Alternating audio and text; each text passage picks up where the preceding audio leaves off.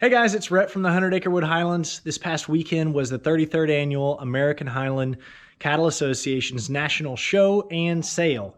We weren't able to go. We kind of decided last minute. We were debating about, can we go, can we not go? And we didn't go, but we did hook up the show and watched it live, watched the junior show on Thursday night. We watched the open show on Friday, and it was so cool to watch all the exhibitors showing their animals. It kind of took me back to when I was in high school showing, and I really, really want to get to the point someday where we can show some of our animals. I really doubt that I'll ever be able to compete on the national kind of level, but I would like to at least experience that someday.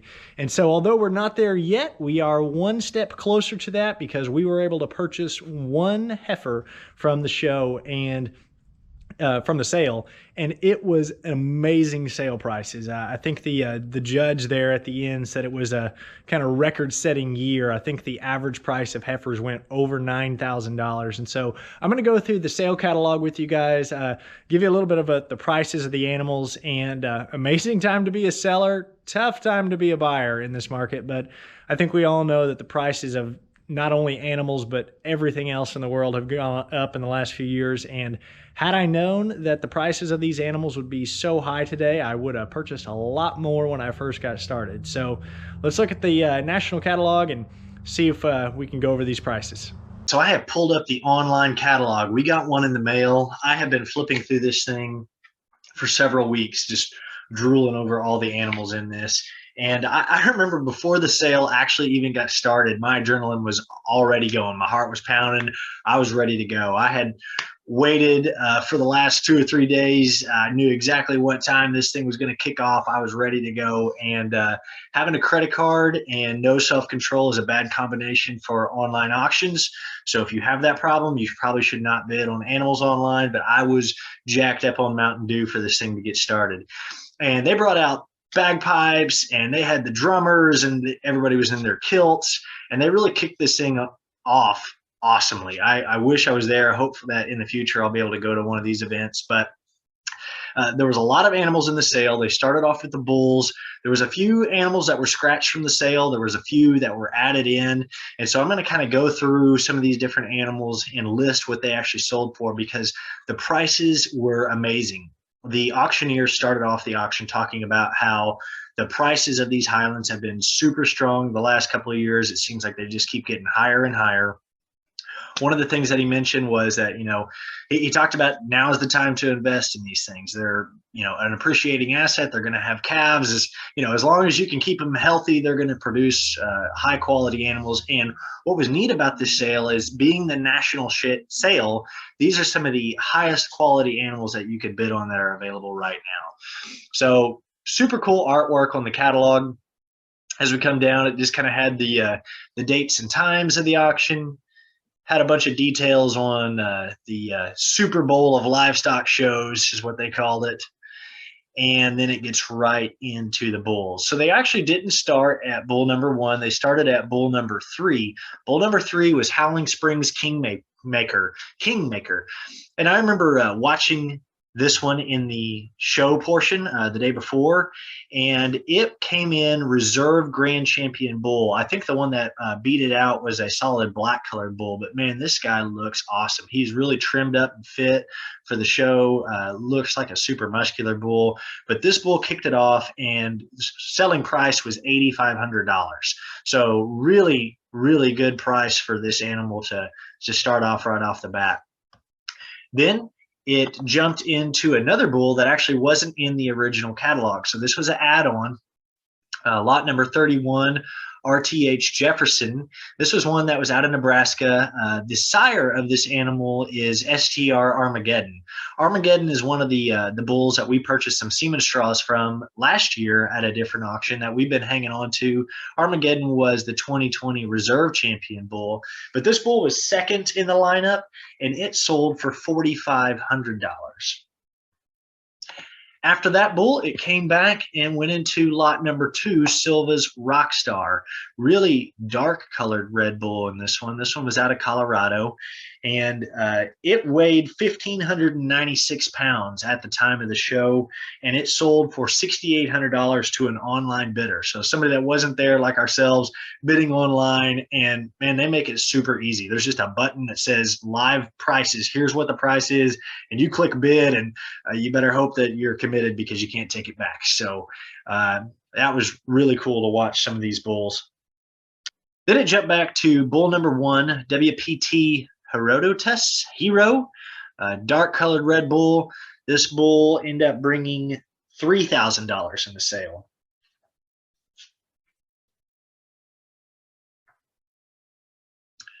After this bull, it jumped down to lot number 6, Dundonald's Grueda. I don't really know exactly how you pronounce that, but one of the people at the auction said that that word means red prince. This bull was a young one. He was just born this past June, so only 7 months old or so. I like that picture. He's kind of got his hairs all crazy all over the place. But it sold for $2,700. After this animal, it jumped into one of the main heifers that I had been watching for a few weeks. Lot number 14, Stagecoach Lilac. And this is almost a year-old heifer. She was born in February 2021, and it is a silver color. Silver is one of the only colors of Highlands on the farm that we do not have. And so, number one, that made it attractive, but that is just a pretty animal. And I was really afraid that this animal would probably go for a really high price because of that color, and turned out that it did. This lot number 14 sold for $9,000. The next animal, FSH Irina, was probably the closest located cow to us in general. Now, this cow was in Denver, but its home is in Kansas. And so FSH, 4-Star Highlands, that is where we bought Momentous. And so I remember seeing this particular listing in the catalog thinking, that's probably the closest one to us. But in my mind, I thought this animal is going to go for way more than I can afford.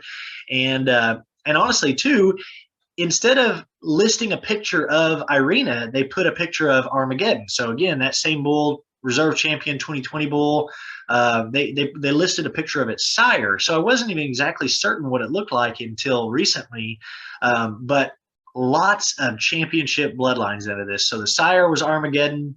Symbiosis Lady Graceland was the dam. It also had some other grand dams and other animals in its pedigree that were also champion animals at the National Western Stock Show.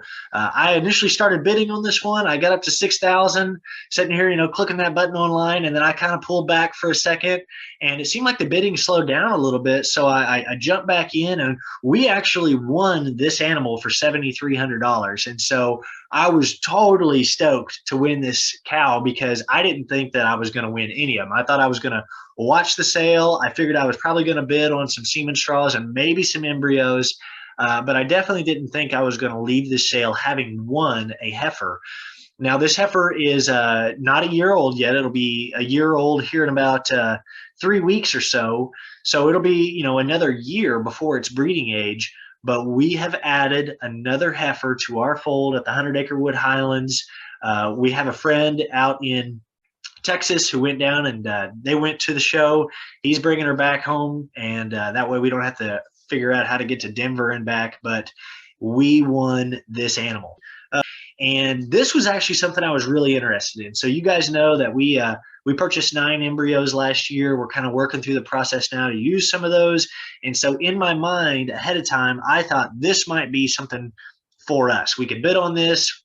We don't have to arrange shipping of a live animal from Denver because it's going to take a little bit of time for this flush work to get done. Then we can just have that shipped to our vet and then use it. And so I kind of set a number in my mind that I thought, okay, we'll bid on this animal up to somewhere in this neighborhood. And it just blew it out of the water because I was thinking, $1,000 per embryo, you know, $6,000-7,000 or so was probably what I'd be willing to bid on this animal, because that's about what on average we paid for the last embryos. This actually went for $11,500 for this 6 embryos. And so I think that the people who purchase that are going to have some awesome possibilities out of these flushes, just way more than I wanted to spend on it. After that embryo flush, it jumped to CBS Evie, another really pretty heifer. This one was also born about a year ago. This one's out of Wisconsin. It's a really pretty heifer here, and this one went for a extremely high price. So I'm not certain, but this may have been the highest selling animal of the sale. It went for $16,500 to an online buyer. So congratulations to whoever took home Evie. What a awesome looking cow.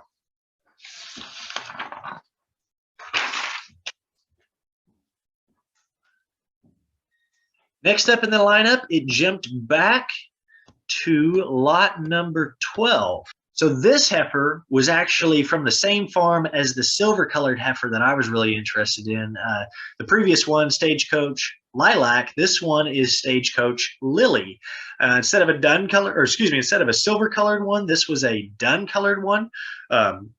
Sire was Finley Falls Duncan, so a really well-known bull.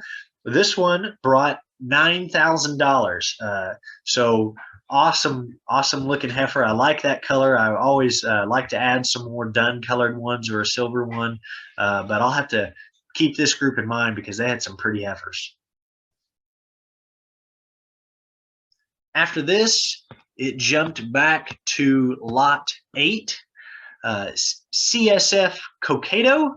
I don't really know how you say that. This one was in Minnesota.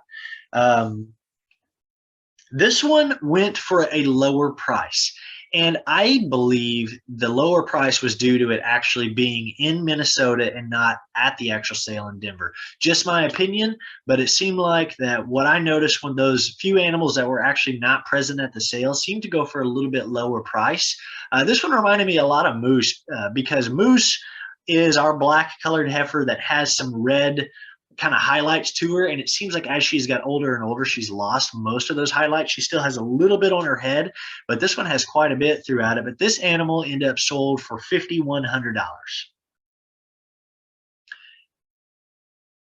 After this one, it jumped to lot 17. Lot 17 was Silva's JoJo White Edition.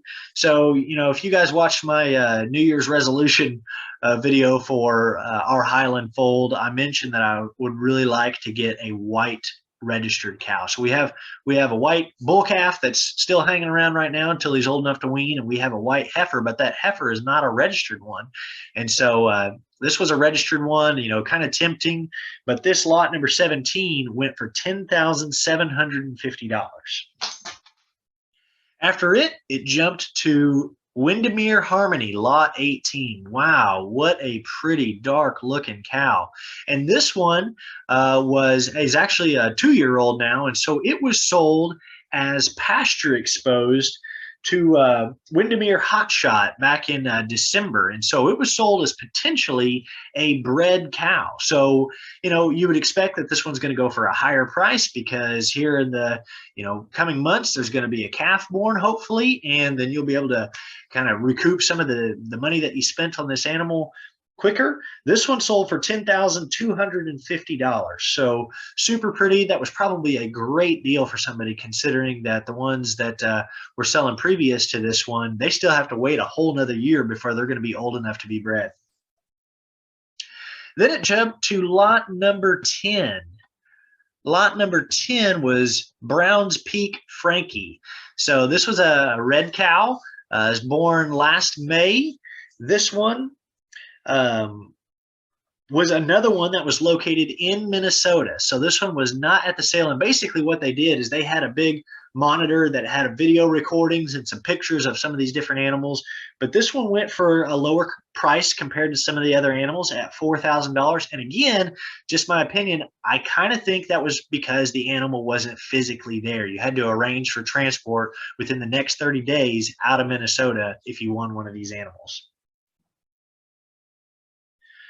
Lot number 7 followed this one. Lot number 7, TJH Marigold. So another white cow born last summer, last July.